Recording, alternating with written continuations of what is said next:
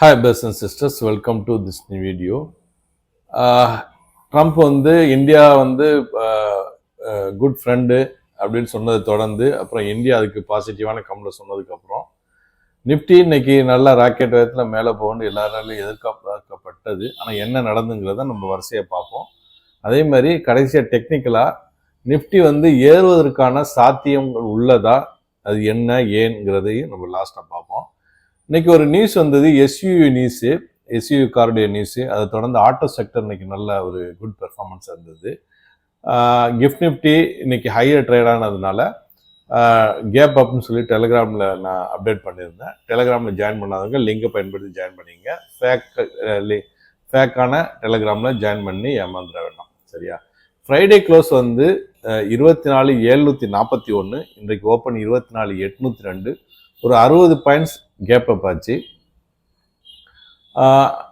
9:20க்கு 24,958ங்கிற ஒரு லோவை கிரியேட் பண்ணிச்சு. அப்புறம் 24,845, 100 பாயிண்ட்ஸ் அப்பாச்சு அரை மணி நேரத்தில்.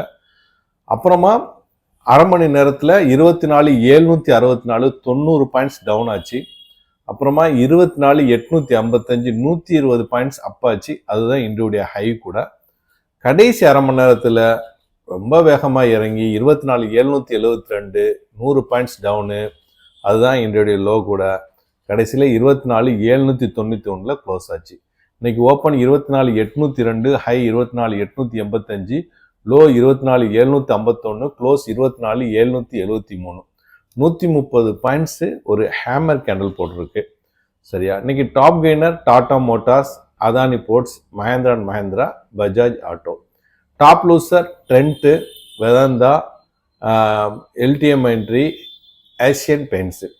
வெயிட்டேஜை பொறுத்தவரை மஹேந்திரா +30, டாடா மோட்டார்ஸ் +14, மாருதி +11, ட்ரெண்ட் -11, இன்ஃபோசிஸ் -10, சரியா? சப்போர்ட் 24,700ங்கிறது தொடருது. ரெசிஸ்டன்ஸ் 25,000. நம்ம 79 ட்ரேடிங் செஷனாக மார்க்கெட் 24,350 டு 24,750 இருக்குன்னு நம்ம சொல்லியிருந்தோம். இன்னைக்கு க்ளோஸ் 24,773. இன்னைக்கு அதே இடம் தான், 20 பாயிண்ட்லாம் பெரிய விஷயம் இல்லை. 80வது நாளாக ரெக்கார்டு இப்படி கூட்டிகிட்டே போகுது. 80வது நாளாக நிஃப்டி சேம் இடத்துல தான் நிற்கிது, ரைட்டா? சரி, இப்போ பேங்க் நிஃப்டியை பொறுத்தவரை அது ஒரு டோஜி கேண்டில் போட்டிருக்கு. 54,518 டு 54,067, 450 பாயிண்ட்ஸ் மூவ்மெண்ட்டு. இன்னைக்கு 4 பேங்க் ரெட்டு, 2 பேங்க்ல 8 பேங்க் கிரீனு. சப்போர்ட் 54,000ஆகவும் ரெசிஸ்டன்ஸ் 55,000ஆகவும் இருக்குது. கோல்டு வானமே எல்லைன்னு போயிட்டே இருக்கு. அதுக்கான காரணம் ஏற்கனவே சொல்லியிருந்தாங்க. ஃபெட் ஒரு தனிப்பட்ட ஒரு அதிகாரம் படைத்த ஒரு இது. அதில் கவர்மெண்ட்டு தலையிட்டு பிரச்சனை வரலாம்ங்கிற ஒரு இதில் தொடர்ந்து அந்த கோல்டுடைய விலை ஏறிட்டே இருக்குது. அதுக்கு ஒரு முடிவு இல்லாமல் இருக்குது. ட்ரம்ப் எதுவும் செய்யலாம். அதே நேரத்தில் அது ஒரு தனிப்பட்ட இதுதான் அப்படின்ற ஒரு முடிவுக்கு வந்தால் கோல்டு இறங்கலாம். இல்லாட்டி அது வரைக்கும் ஏறிட்டு தான் இருக்கணும். 3,622ங்கிற ஒரு நியூ லைஃப் டைம் ஹையை கிரியேட் பண்ணியிருக்கு. ஃபஸ்ட்டு ரொம்ப நாளாகவே 3,500ங்கிற லைஃப் டைம் ஹை இருந்தது. அதுக்கப்புறம் 3,580, இப்போ டக்குன்னு $42 ஏறி 3,622. இப்போ ரீட்டைலில் 10,060 ஒரு கிராம் விற்கப்படுகிறது. வெள்ளி 140 ரூபா விற்கப்படுகிறது. 8 கிராம், அதாவது 1 சவரன் 80,000 ப்ளஸ் விற்கப்படுது, சரியா? பிட்காயின் இன்னைக்கு ஒரு 0.5% அப் ஆகி 1,11,837 ட்ரேட் ஆகுது. அதோடைய life time high 1,24,517.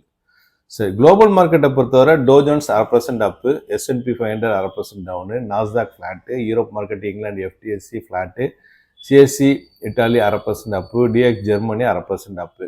Asian market Japan இன்னைக்கு 1.5% up, Singapore Straits Times flat, Hong Kong Hang Seng 1% up, Taiwan weightage 0.5% up, Korea KOSPI 0.5% up, SCT composite flat, Jakarta Indonesia 1.5% down, Shanghai China 0.5% up. எல்லாம் ஒரு 0.5% up and down அப்படி தான் இருக்குது market. ஒரு கரெக்டான வியூவில் இல்லை, பெரும்பாலும் அப்பில் இருக்குன்னு நம்ம புரிஞ்சுக்கலாம்.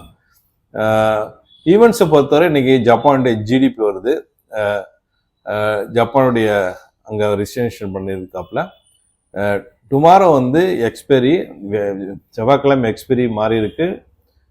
நிஃப்டி சென்செக்ஸ் எக்ஸ்பைரி வியாழக்கிழமை போன வாரத்துலேருந்தே மாறிடுச்சு.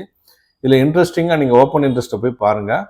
24,800 டு 25,300 அதிகமான ஓப்பன் இன்ட்ரெஸ்ட் இருக்குது. அதே மாதிரி கீழ் சைடு வந்து 24,800 டு 24,400 வரைக்கும் அதிகமான ஓப்பன் இன்ட்ரெஸ்ட் இருக்கிறது. இதில் 24,900 2 லட்சம் வரைக்கும் இருக்குது. 25,000 3 லட்சம் வரைக்கும் ஓப்பன் இன்ட்ரெஸ்ட் இருக்குது. நம்ம அந்த ஓப்பன் இன்ட்ரெஸ்ட்டை நீங்கள் கரெக்டாக பார்த்துக்கணும். சரியா? F8 ஆக்டிவிட்டியை பொறுத்தவரை இது வரைக்கும் 5,661 கோடிக்கு விற்றுருக்காங்க. போன மாதத்தில் 46,000 கோடி, அதுக்கு முந்தின மாதம் 47,000 கோடி. சரியா? சில நியூஸ் பார்த்துட்டு அப்புறம் டெக்னிக்கலாக பார்ப்போம். ஏறுவதற்கு சாத்தியம் இருக்கிறாங்கிறதையும் பார்த்துடலாம்.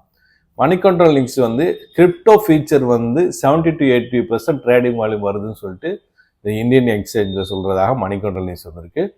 அப்புறம் வந்து ஜெலன்ஸ்கி வந்து ட்ரம்ப்கிட்ட சொல்லியிருக்காரு, ரஷ்யா ஆயில் மேலே இந்தியா மேலே 50% சாங்ஷன் போட்டது ரைட் ஐடியா அப்படின்னு சொல்லியிருக்காரு. இது வந்து news 18, finance express, Indian express, NDTVயில் இந்த நியூஸ் வந்திருக்கு.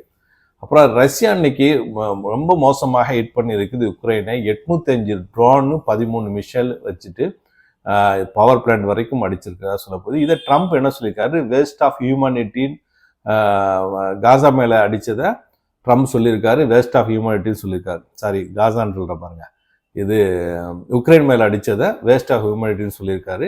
இது இந்துஸ்தான் டைம்ஸில் சொல்லப்பட்டிருக்குது. ரைட்டா?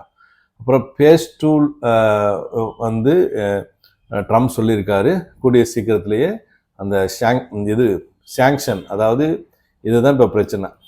ரைட்டா? இந்தியா மேலே ரொம்ப ஃப்ரெண்டு அப்படின்னு சொன்னதுக்கு ஓகே, பாசிட்டிவாக மார்க்கெட் எடுத்துச்சு. இப்போ பேஸ் டூ, அதாவது 50% தாரிஃபோட முடிக்கல, மறுபடியும் நான் ரஷ்யாவில் ஆயில் வாங்கினவங்களுக்கு நான் இது போடுவேன், சைனா கண்டிப்பாக ஒரு பாதிப்பு இருக்கும், இந்தியாவுக்கு இருக்குமா அது கொஸ்டின்னு அவர் சொல்கிறாரு. சாங்ஷன் வந்து ஃபேஸ் டூ ஸ்டார்ட் பண்ணுவேன்னு ட்ரம்ப் சொல்லியிருக்கிறதாக டைம்ஸ் ஆஃப் இந்தியா ஹிந்துவில் வந்திருக்குது. ரைட்டா? அப்புறம் Israel says it has accepted ட்ரம்புடைய காசா சீஸ்ஃபயர் பர்பஸ் வந்து ஹிந்துஸ்தான் டைம்ஸு நியூஸ் 18லாம் வந்திருக்கு. சரியா? அப்புறம் சைனா எக்ஸ்போர்ட் வந்து ரொம்ப ஆகஸ்டில் குறைஞ்சிருக்கிறதாக யூஎஸ் தாரிஃப்னால யூஎஸ் நியூஸில் இந்த நியூஸ் வந்திருக்குது. ரைட்டா? அப்புறம் ஈரான் டு அக்செப்ட் நியூக்ளியர், அந்த நியூக்ளியர் ப்ரோக்ராம் நாங்கள் அக்செப்ட் பண்ணுவோம், நீங்கள் சாங்ஷனை லிஃப்ட் பண்ணா அப்படின்ட்டு அவங்க ஃபாரின் மினிஸ்டர் சொன்னதாக NDTVயில் இந்த நியூஸ் வந்திருக்கு. அப்புறம் India and Iran to hold F4 talks in Tehran, trilateral with Armenia soon அப்படின்ட்டு எக்கனாமிக் டைம்ஸில் இந்த நியூஸ் வந்திருக்குது. காசாவில் ஈஸ்ட் ஜெருசலத்தில் 6 பேர் கொல்லப்பட்டிருக்காங்க ஓப்பன் ஃபயரில். தீவிரவாதங்க அதை போராட்ட குழுக்களோ 2 பேர் பக்கம் சொல்லப்படுறது. இந்த பக்கம் வந்து 40 பேர் வந்து இஸ்ரேல் கொல்லப்பட்டதாக அல்ஜசீராவில் நியூஸ் வந்திருக்கு. ரைட்டா? அப்புறம் India Israel sign bilateral investment treaty to boost trade and investment அப்படின்னு சொல்கிறாங்க. இது வந்து டெக்கான் ஹெரால்டில் இந்த நியூஸ் வந்திருக்கு. சரி, டெக்னிக்கலாக வந்துடுவோம். ஏறுவதற்கான சாத்தியம், அதாவது மார்க்கெட் வந்து ஒரு கேப்பில் மாட்டிகிட்டு இருக்கு. 24,350 டு 24,750. இதில் தான் கிட்டத்தட்ட 80 ட்ரேடிங் செஷனாக போயிட்டே இருக்குது. இது காரணம் என்னென்னா, எஃப்ஐ விற்றதே தீர்வன் வித்துட்டு இருக்காங்க. எல்லாரும் தெரிஞ்சதான். டிஐஸ் வாங்கியே தீர்வன் வாங்குறாங்க. ஸோ ரேஞ்சு இது பணம் விஷயம். சரி, news based and fundamental based பார்த்தீங்கன்னா இந்தியாவில் வந்து நல்ல ஒரு ஜிடிபி க்ரோத்து, அப்புறம் வந்து ஜிஎஸ்டி ரீஃபார்மு இதெல்லாம் நடந்து ஒரு நல்ல ஒரு மார்க்கெட்டுக்கு பாசிட்டிவாக இருக்குது. நெகட்டிவ் சைடு பார்த்தீங்கன்னா யூஎஸ் ஒரே தொல்லை, தாரிஃபு, சாங்ஷனு, இந்தியா மேலே, சைனா மேலே, ரஷ்யா மேலே, அந்த பக்கம் பிரச்சனை. ஸோ ரெண்டுமே ஈக்குவலாக ஒரு த்ராஸில் பாசிட்டிவ் நெகட்டிவ் ஈக்குவலாக இருக்கிறதுனால இந்த இது தொடர்ந்துக்கிட்டே இருக்குது. அதாவது ட்ரம்ப்புடைய விஷயம் வந்து இன்னையோட முடிஞ்சிடும், சரியாக வந்துடும், மார்க்கெட்டு ஏறிடும் எதிர்பார்க்கப்பட்ட நிலையில் இல்லை, மறுபடியும் நான் செகண்ட் பேஸ் ஸ்டார்ட் பண்ண போகிறேன் அப்படிங்கிற ஒரு வார்த்தையை விட்டதுனால மார்க்கெட் வந்து தயங்குது. என்னைக்கு எஃப்ஐஸ் வந்து வாங்குறது விற்கிறத ஸ்டாப் பண்ணிட்டு வாங்க போகிறாங்களோ அன்னைக்கு பணத்தினால மார்க்கெட் ஏறும். என்னைக்கு அமெரிக்கா வந்து இந்த தாரிஃப் பிரச்சனையை ஒரு முடிவுக்கு கொண்டு வருது, உலக ஒரு அமைதியாக உண்டாகுது, காசாவாக இருக்கட்டும், உக்ரைனாக இருக்கட்டும், அன்னைக்கு தான் மார்க்கெட்டுக்கு ஒரு நிம்மதியான ஒரு திசையை நோக்கி போகும். அது இது சீக்கிரமாக நடக்கும்னு நம்புவோம்.